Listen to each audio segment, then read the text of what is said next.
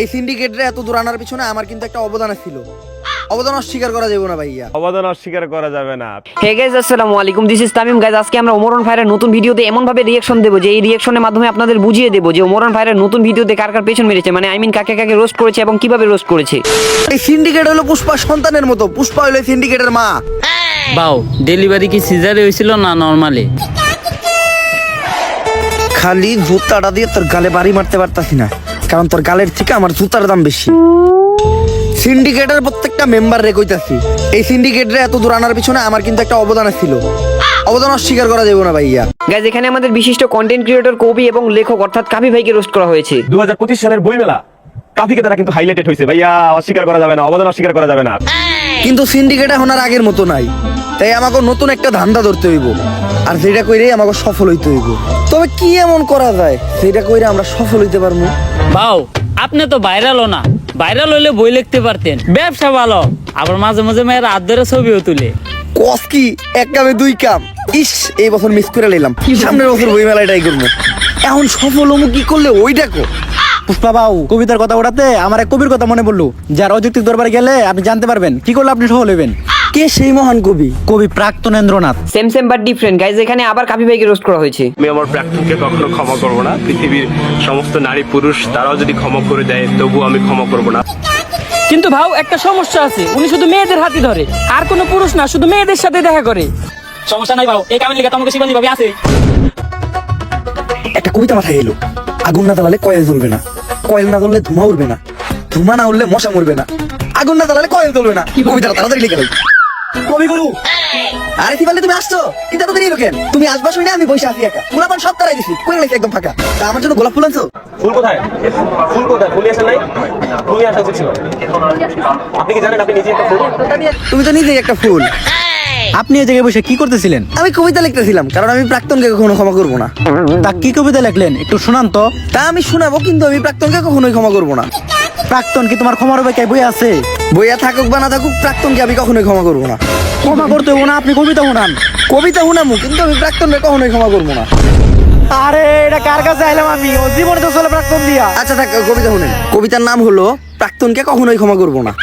আসলেই তো গাইস, কাফি বারবার বলে সে নাকি তার প্রাক্তনকে ক্ষমা করবে না। তার প্রাক্তন কি তার ক্ষমার অপেক্ষায় বসে আছে? পাগল ছাগল।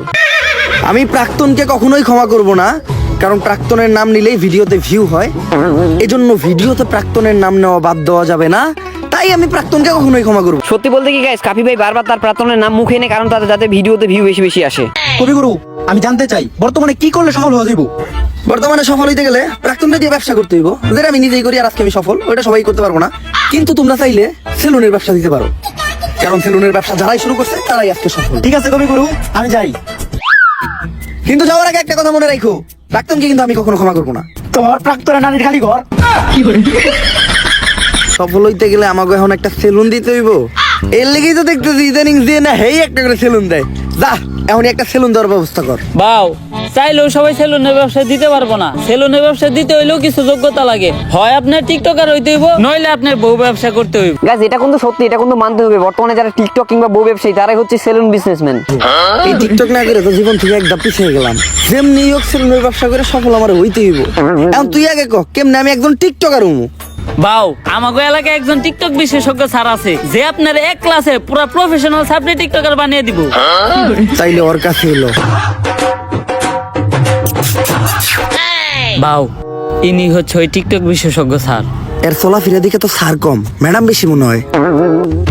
বাও, টিকটকাররা সব উপরে দিয়ে স্যার, ভিতর দিয়ে ম্যাডামই। গাইস, বর্তমানে যারা টিকটক করে, বেটা হোক কিংবা বেডি, বর্তমানে যারা টিকটক করে তারা সবাই হচ্ছে হিজড়া। এই টিকটক একাডেমির আমি একমাত্র সফল প্রতিষ্ঠাতা ডিজে ঝাঁকানাকা রাব্বি।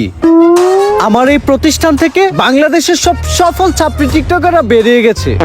শুধু তাই না, আমিও একজন স্বনামধন্য টিকটকার হিসেবে মিট আপের নামে বাংলাদেশের সব জায়গায় গিয়ে চর থাপ্পড় লাত্তি গোতাকে পুরস্কৃত হয়েছি। গাইস, তেমন কিছু না, বাংলাদেশের টিকটকারদের বৈশিষ্ট্য ওমরান ভাই তার ভিডিওতে তুলে ধরতেছে। এই এদিকে আসো। এই যে আমার এক স্টুডেন্ট আজকে আমাদের এই প্রতিষ্ঠান থেকে টিকটকে পড়ালেখা শেষ করে ছাত্রীর সার্টিফিকেট নিয়ে বের হয়ে যাচ্ছে। ভবিষ্যতে ওই বাংলাদেশের টিকটকে রাজ করবে। টিকটকে রাজ করবো? কিন্তু ওই কেমনে আপনি টিকটকে রাজ করবেন? যাবো এখন দুবাই, পালবো একটা অস্ট্রেলিয়ান গাবি, ভাই বেলা ভিডিও দেখবে, সাথে থাকবে ভাবি। গাইস, এখানে আমাদের দুবাইয়ের দুম্বা ব্যবসায়ী অপু ভাইকে একবারে উত্তম মাধ্যম ভাবে ধুয়ে দিয়েছে। স্যার আমি ঠিক এর মতো একটা সাপ্লি হইতে চাই, সফল হইতে চাইলে এর মতোই হইতে হইব। স্যারদের নিয়োগ আপনি আমার এরকম একটা সাপ্লি টিকটকার বানায় দেন। এরকম টিকটকার হইতে চাইলে তোমাকে 3টা রুলস মেনে চলতে হবে। প্রথম রুলস, তোমার গেট আপ নিতে হবে ছাপড়ির মতো। অবশ্য গেট আপ নেওয়ার কিছু নাই, তোমাকে অলরেডি ছাপড়ির মতোই দেখা যায়। দ্বিতীয় রুলস, তোমার মধ্যে কোনো লজ্জা শরম দেখা যাবে না। স্যার পুষ্পা ভাইয়ের এমনি তো কোনো লজ্জা শরম নাই। আর তৃতীয় রুলস, এই নাও এটা খাও। এটা কি স্যার?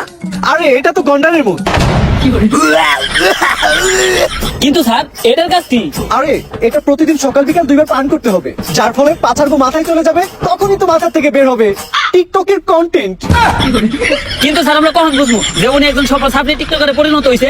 যখন দেখবা তোমাদের কমেন্টে হরেক রকমের গালি, গালি ছাড়া আর কোনো কমেন্ট নাই, তখনই বুঝবা তোমরা বাংলাদেশে একজন সফল টিকটকার হয়ে গেছো। চলেন বাবু তাহলে আমরা কাজ শুরু করি গা। গ্যাস ওমরন ফায়ার একজন সফল টিকটকার হওয়ার জন্য এখন পরিস্থিতি নিবে এবং টিকটক করা শুরু করে দিয়ে দিবে। টিতে টিকটক, টিতে টয়লেট। যেহেতু টিকটকের কন্টেন্ট, তাহলে টয়লেটে বসে চিন্তা করি। আপনার বুদ্ধি আছে বাবু, কন্টেন্ট পাইলে আওয়াজ দেন, ভিডিও করা শুরু করুন। পাগল হয়ে গেছি আমি দেখে তার চোখের পাপড়ি। টিকটকের ফর ইউ গাবাতে চলে আসছি আমি নতুন ছাপড়ি। আমরা করবো বিজনেস আর তোমরা খেলবা দিয়া বাচ্চা গো বেলুন।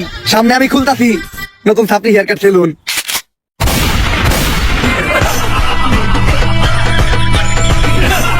ভাই ওমরন ফায়ারের সবচেয়ে আমার বেশি ভালো লাগে কোনটা জানেন? মানে ওমরন ফায়ার যে তার ফানি ভিডিওতে যেই শায়রিগুলো মারে ভাই, অস্থির অস্থির লাগে। গ্যাস দয়া করে এই ভিডিওটাতে একটা লাইক একটা কমেন্ট করে দাও। এই কমেন্ট এবং লাইক করতে বেশিক্ষণ সময় লাগবে না। আর দয়া করে চ্যানেলটাকে সাবস্ক্রাইব করে দাও, কারণ তোমরা যদি আমাকে সাবস্ক্রাইব করো তাহলে শুধুমাত্র তোমাদের জন্য বাংলাদেশের চলমান ট্রেন্ডিং এবং ফানি ভিডিও এবং রোস্টিং ভিডিওগুলো নিয়ে তোমাদের সামনে হাজির হবো। তোমরা শুধু আমাকে সাবস্ক্রাইব করে সাপোর্ট করতে থাকো, তারপর দেখবা তোমাদের জন্য সেরা থেকে সেরা এবং বাছাইকৃত ভিডিওগুলো তোমাদের সামনে আমি রিয়াকশন দিব এবং রোস্টগুলো করে থাকবো।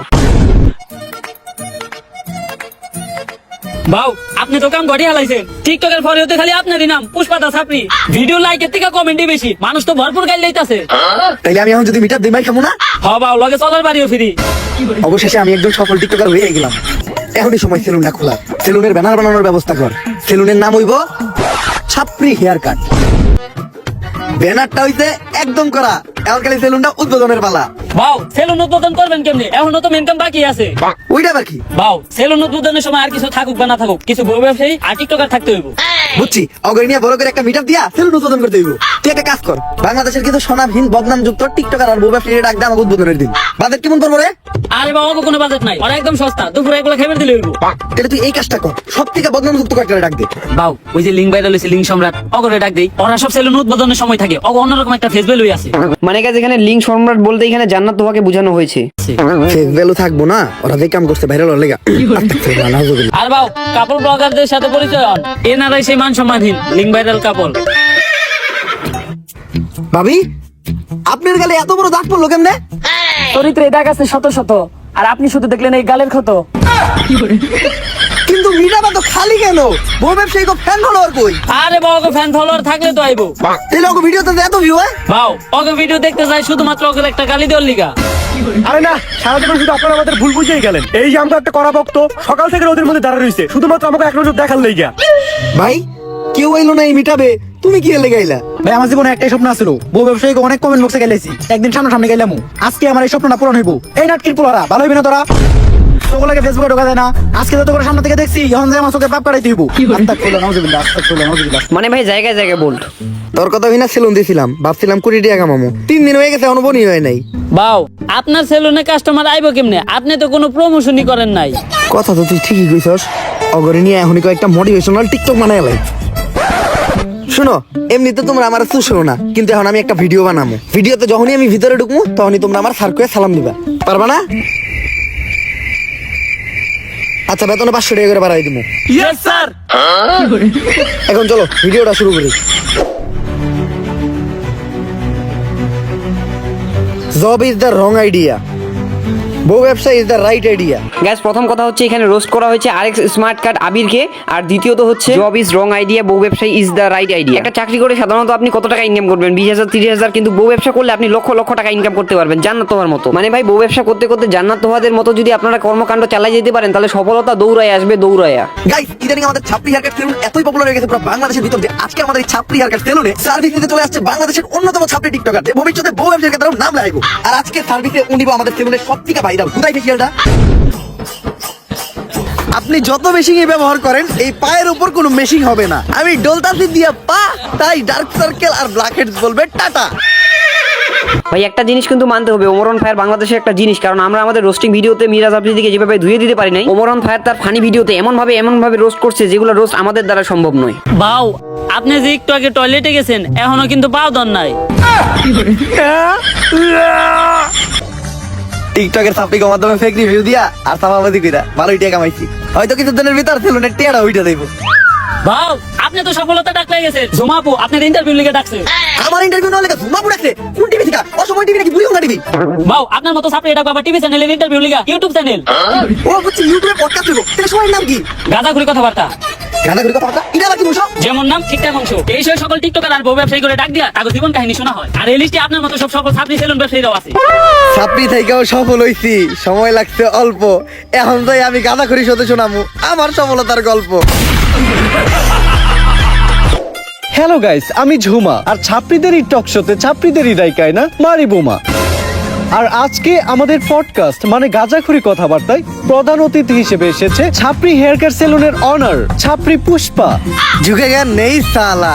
আচ্ছা, ইদানিং খুব দেখা যাচ্ছে সেলুন উদ্বোধনের সময় তোমরা বউ ব্যবসায়ীদের দ্বারা সেলুন উদ্বোধন করো। একটা ব্যবসা যে তোমরা ওদের মতো নির্লজ্জ বেহায়া মানুষদের দ্বারা শুরু করো, ওই ব্যবসায় কি কোনো উন্নতি হয়?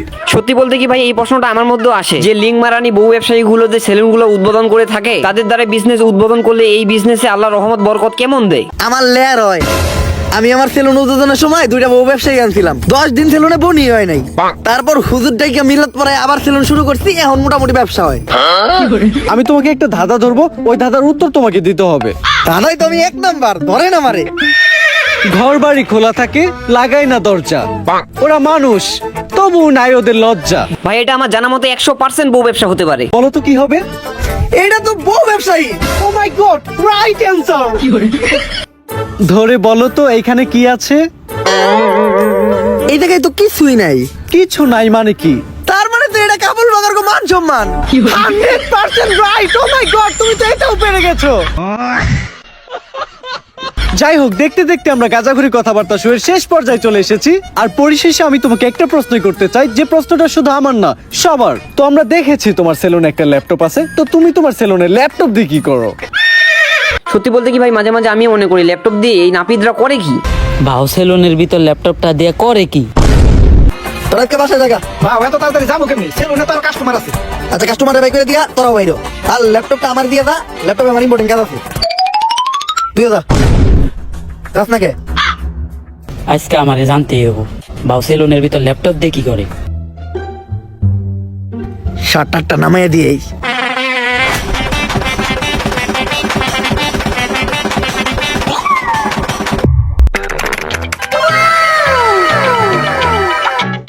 Naughty America.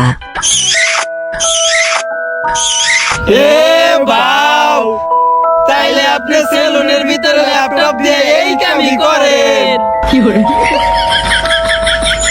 সেরা ভাই সেরা, সেরার থেকে সেরা, মানে এমন ভাবে রোস্ট করলো ওমরন ভাইয়েরকে মানতেই হবে বাংলাদেশের একটা সেরা মাল। তো গাইজ আজকে ভিডিওটা এই পর্যন্ত। তো দেখা হচ্ছে নতুন কোনো ইন্টারেস্টিং এবং মশলাদার কষ্টাদার এবং বাছাইকৃত সেরা ভিডিও রিয়াকশন এবং এন্টারটেইনমেন্ট রোস্টিং ভিডিও নিয়ে। তোমরা শুধু আমার ইউটিউব চ্যানেলটাকে সাবস্ক্রাইব করো, পেজটাকে ফলো করো, আর একটা কমেন্ট এবং একটা লাইক করে দাও। তোমাদের জন্য আমি সেরার থেকে সেরা বাছাইকৃত ভিডিও নিয়ে আসবো। তো দেখা হচ্ছে নতুন কোনো ভিডিওতে। আসসালামু আলাইকুম, বাই। না ভোসড়ি কে বেটে বেটে, আরে